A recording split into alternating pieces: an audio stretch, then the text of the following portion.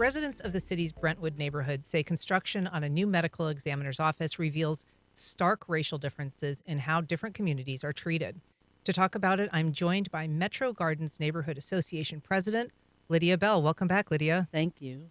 And we're also joined by her attorney, Neil Henrichsen. Welcome, Neil. Morning, Ann.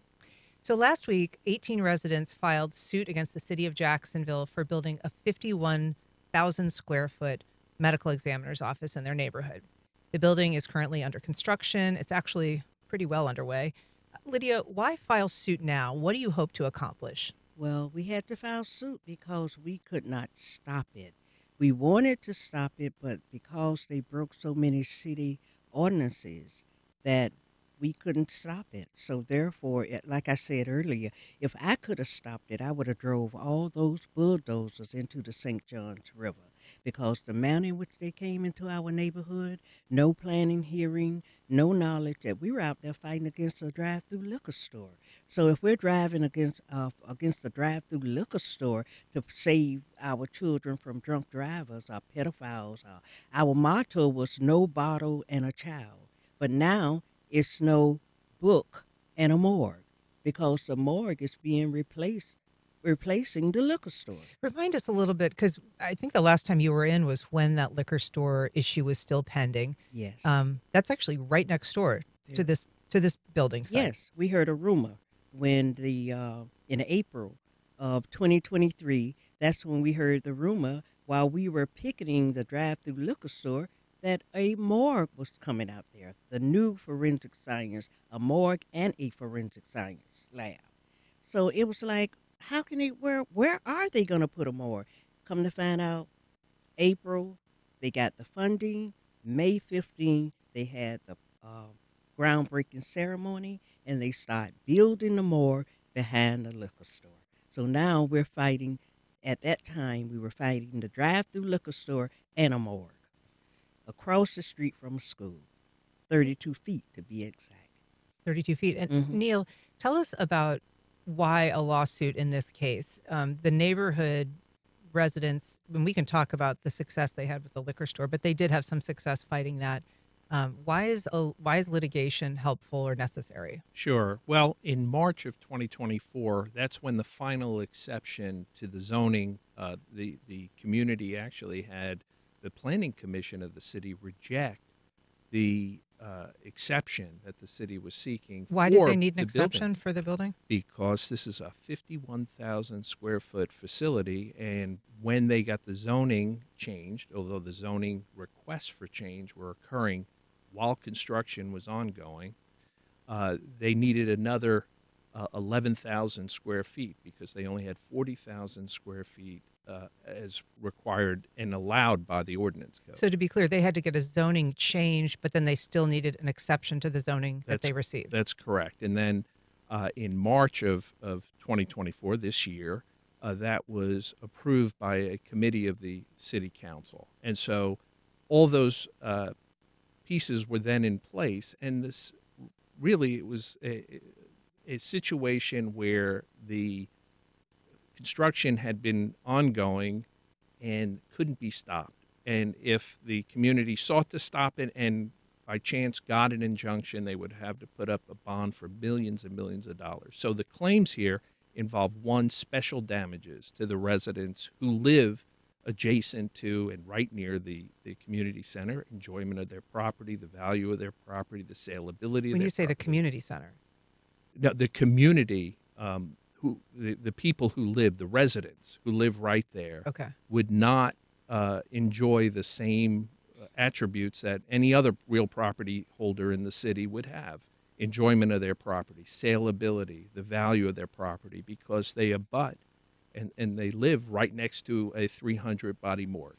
Remind us what happened, because it wasn't universal approval at those various stages. When they were seeking a rezoning, when they were seeking the exception, there was some pushback from, for instance, the staff or the planning commission. Right. So this, after the fact, so the Curry administration had put this property as the location at the, I guess it was in May or April of 2023. Groundbreaking takes place May of 2023.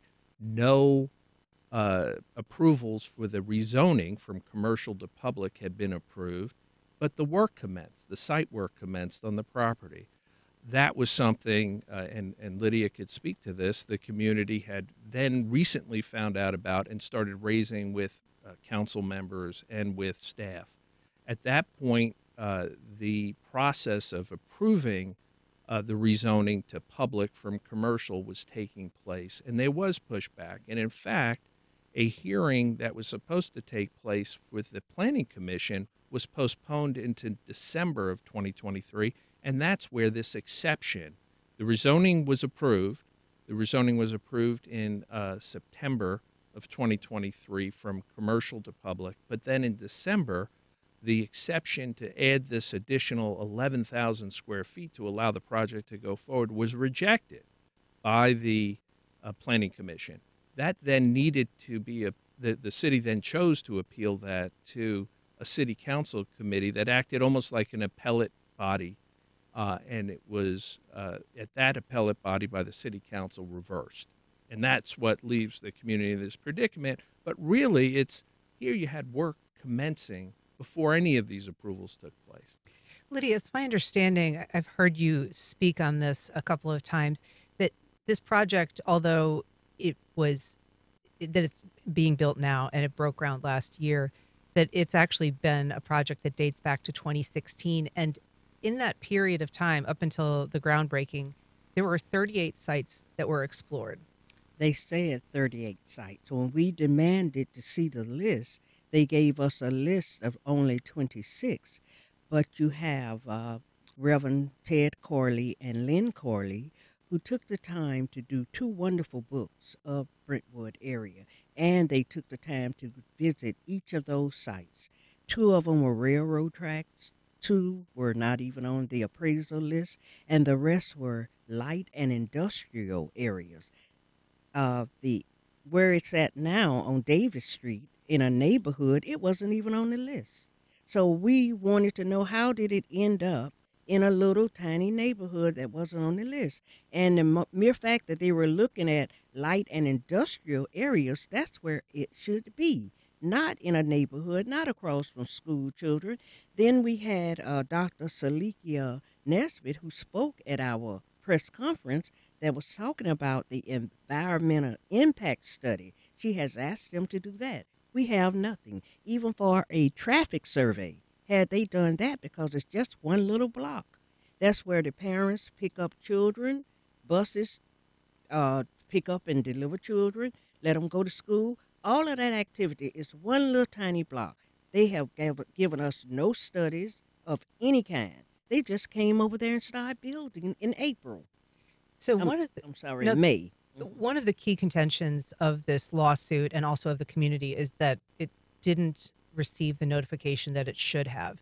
And in so far as that the city violated what's known as the Neighborhood Bill of Rights. Yes. Remind us what that Bill of Rights promises to communities like Magnolia Gardens and like Brentwood. Well, in the Neighborhood Bill of Rights, it states that the community should be informed of any rezoning or anything coming into your community, so you would have a active participation of saying how you feel what should be in your community.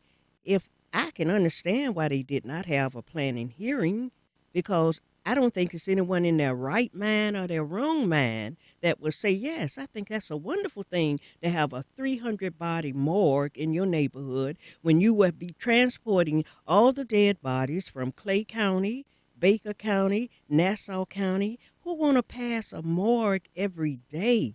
Who want their children going past a morgue every day? The morgue is so close, the children can look out the window and see the activities of all that traffic bringing the bodies in and out, and then the forensic lab that they speak of, where people would be coming from all over the world to study. I have a problem with that because of COVID, all these diseases. They got an outbreak of measles. Who need that 32 feet from a school or someone's neighborhood? The morgue is 3 feet from someone's home. If you're just joining us, we are talking about a lawsuit challenging the city morgue that's already under construction on the city's northwest side. You can join our conversation live on air by calling 904-549-2937. You can also email First Coast Connect at wjct.org, or you can reach out on social media. We have a call. Good morning, Stanley. Welcome to First Coast Connect. Yes, good morning to everybody. Yes, what we have here is a federal lawsuit. This is not a local situation because we already know the history of Jacksonville. First question that I have is, why would anybody put a mall in a neighborhood? It has to be about money because where the property is located. So my main concern here, this is a federal lawsuit, number one. Number two is, who in their right mind would make that decision? I'm talking about in city council. And where is the city council person for that area? I haven't heard nothing, and I do research. Thank you. Thank you, Stanley. Go ahead, Lydia.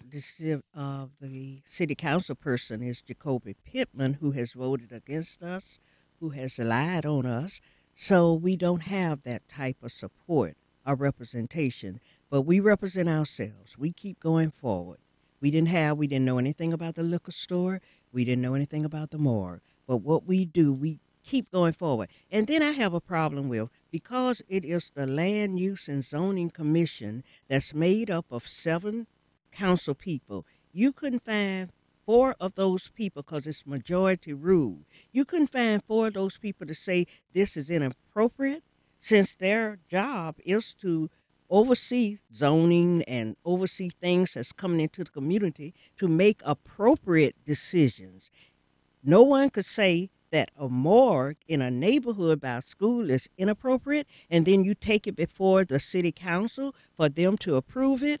You have 19 city council members. We couldn't get 10 members to say this is wrong. So when you got a governing body like this, then there is something erratically wrong when you got all these elected officials that we're paying money to, and nobody says this is wrong. Do we get any sense as to whether it's at the planning stage or at the city council stage, whether city council members are asking, was the neighborhood notified?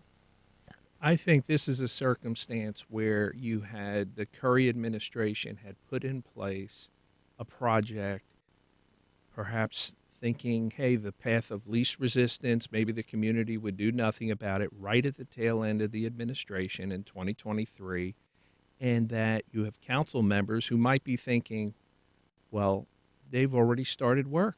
There's millions of dollars being spent, and perhaps they're thinking it's not something that will have a negative, it'll have a negative economic impact. And so here you have a circumstance where a prior administration comes in, puts in place a plan this is over a $60 million project. And I don't think the community is saying there shouldn't be at some location, appropriate location, a new morgue and a new medical examiner's office. It's really hidden away on Jefferson Street currently and way too small. Mm-hmm. But they had work commenced before the proper rezoning, and so you have this community paying the price, and thank goodness you have community activists who had become aware of it and then paid attention and have now been advocating about it. But their advocating has led to, even though the Planning Commission rejected the additional exception, to having to bring a lawsuit about their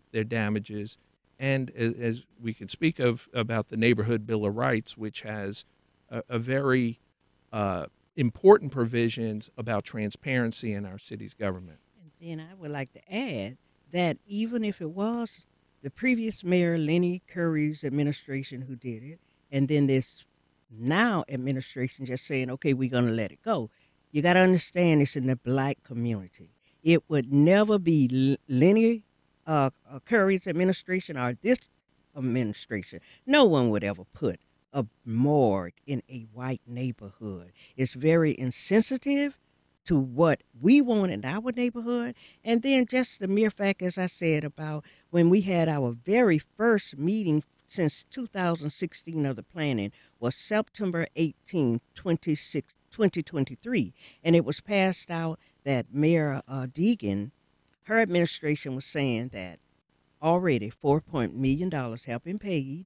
And if they pull the plug, it's going to delay them 5 years and $10 million more dollars. Like I said, they had $25 million they found from in the budget of Corvid.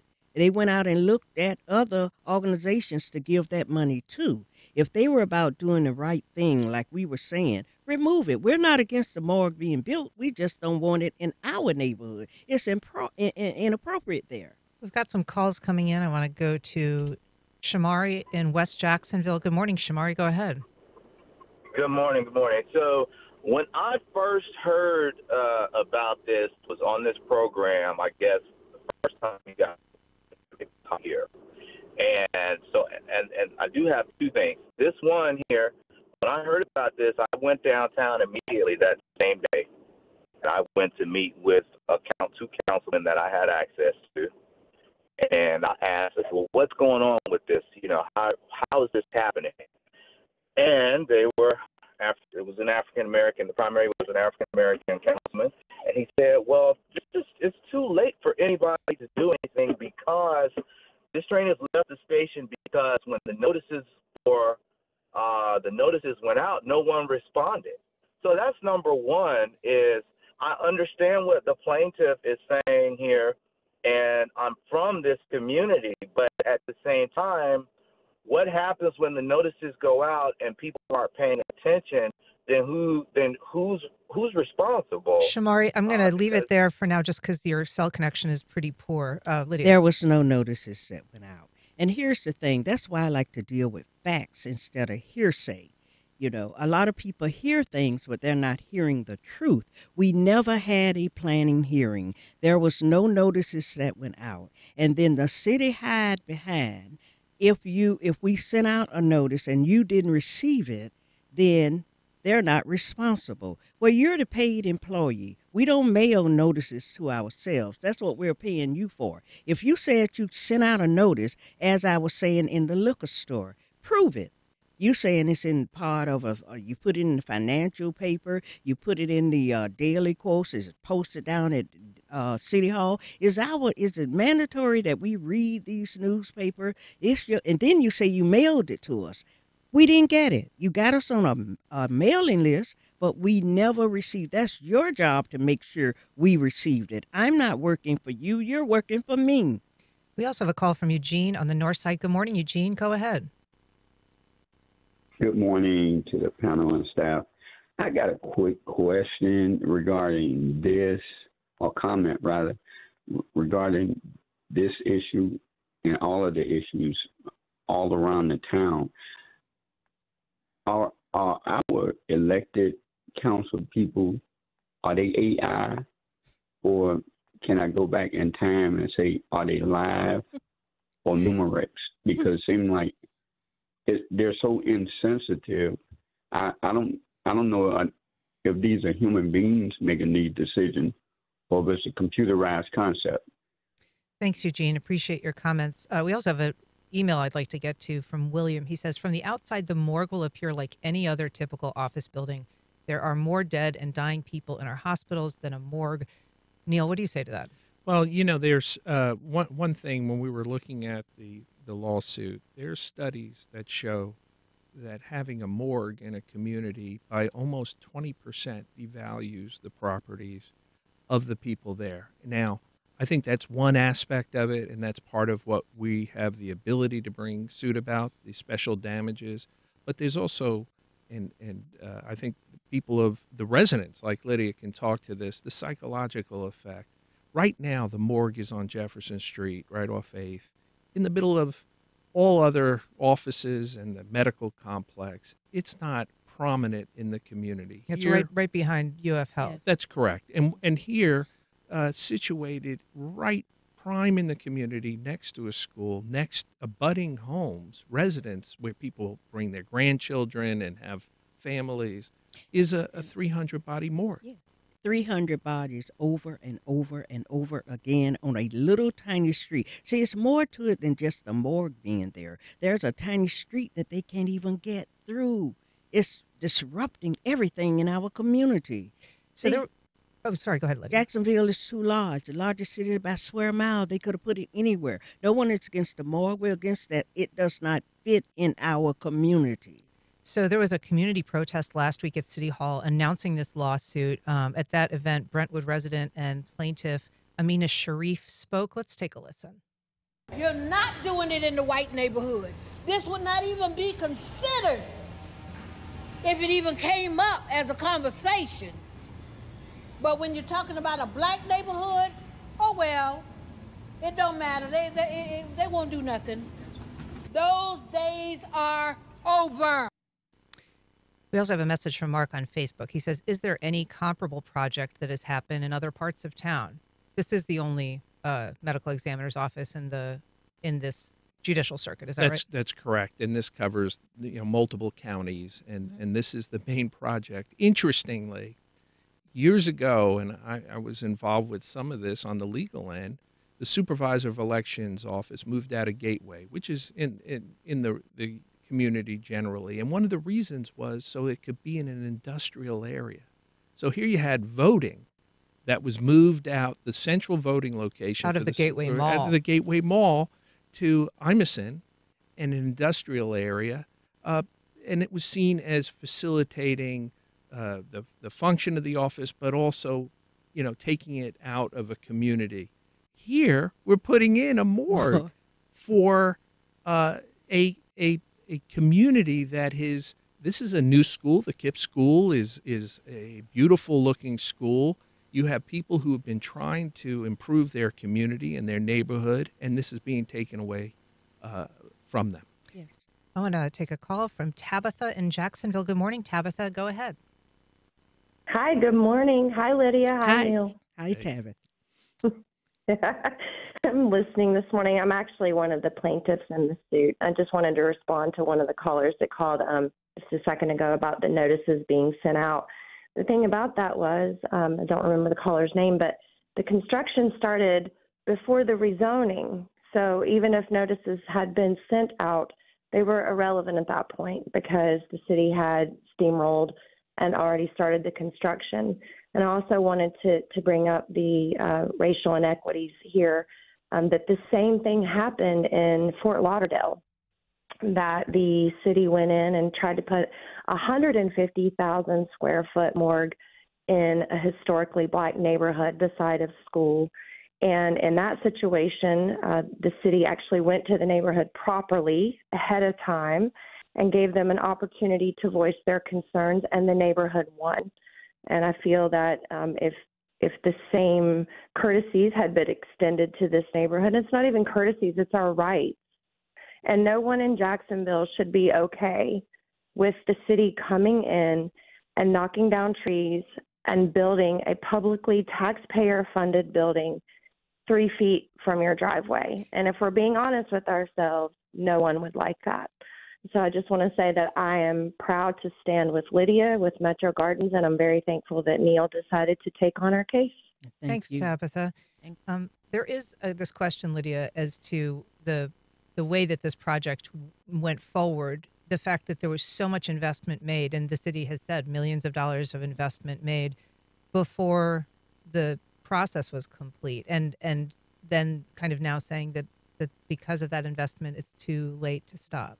Well, just like the liquor store, when people say they paid out $1.8 million to someone who paid only $150,000 for the building, when you do the right thing, you don't have to pay out $1.8 million. When you do...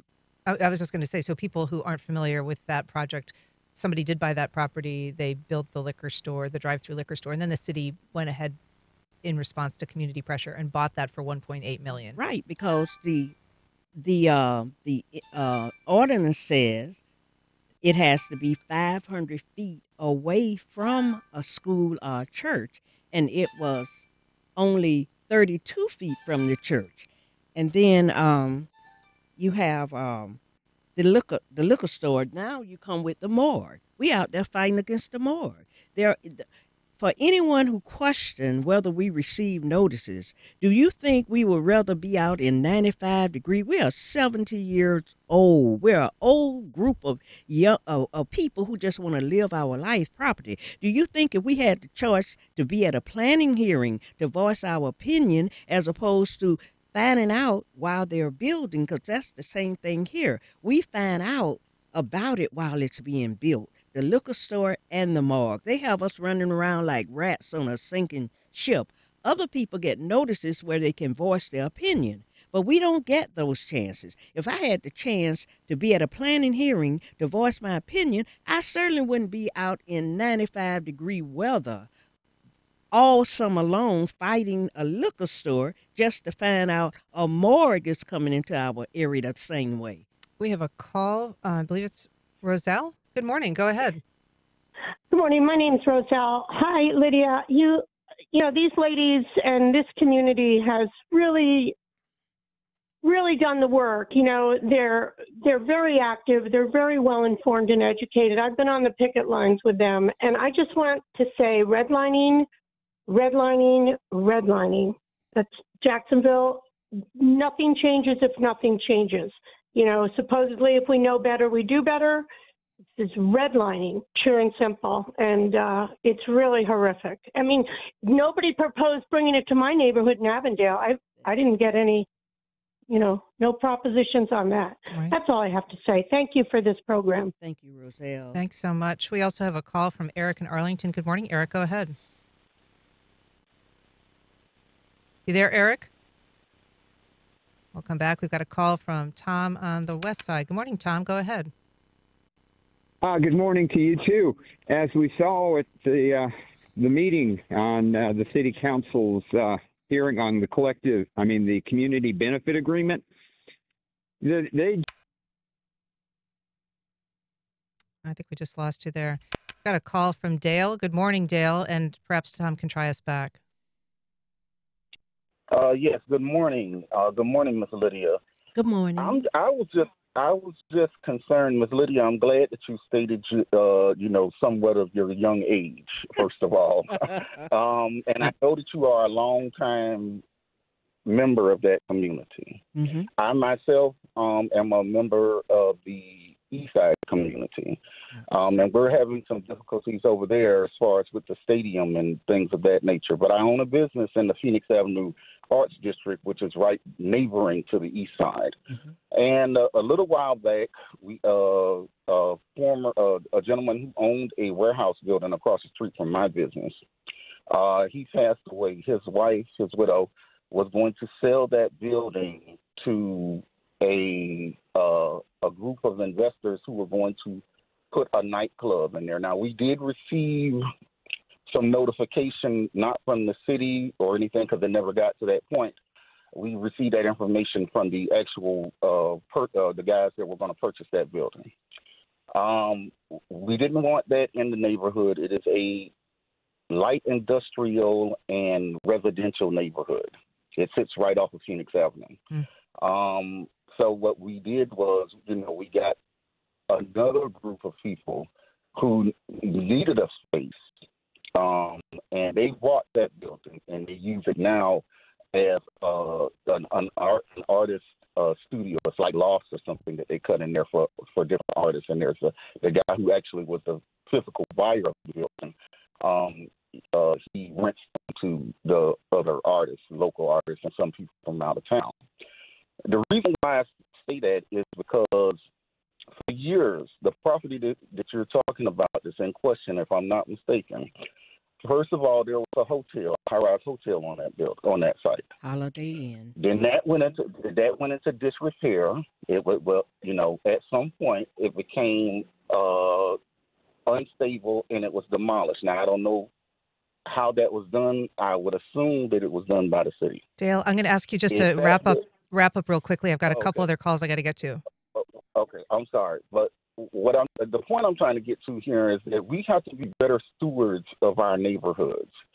And when the property sat over there, because I'm in that area a lot, uncut, unkept for years, no one was making any complaints about this. Well, see, we have to be better stewards of our own neighborhoods. Now, thanks, Dale. I'm going to let Lydia respond. Cut in on that. It was not uncut, unkept.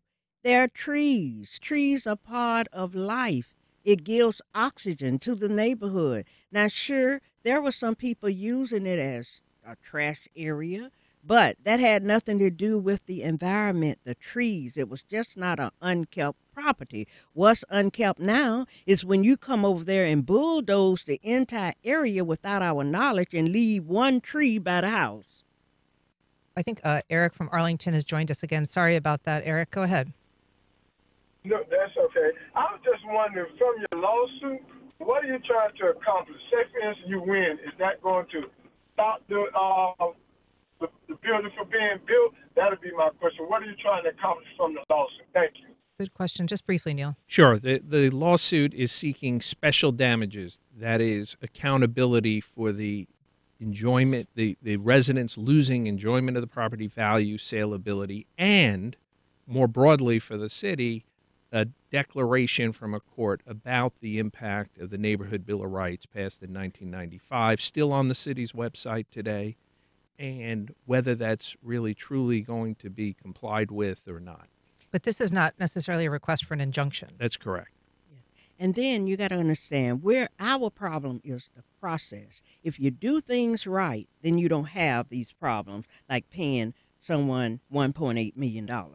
In this case, the same thing, no planning hearing. And then when you go to the Laws, Use, and Zoning Commission and tell them these problems, no planning hearing, we didn't know anything about it, then they have a hearing and the medical examiner office staff, they don't even show up. They wanted to ask questions about, well, how did you all come to this location? What's going to be in the building? What are you going to do? How things are going? They weren't even there to answer it. And yet they still passed approve the rezoning of it. Well, Lydia Bell, thank you for coming back to talk to us about this. Please keep us current on this. And Neil Henrichsen, thanks so much for coming on the program today. Thank you so much. And we'll be back.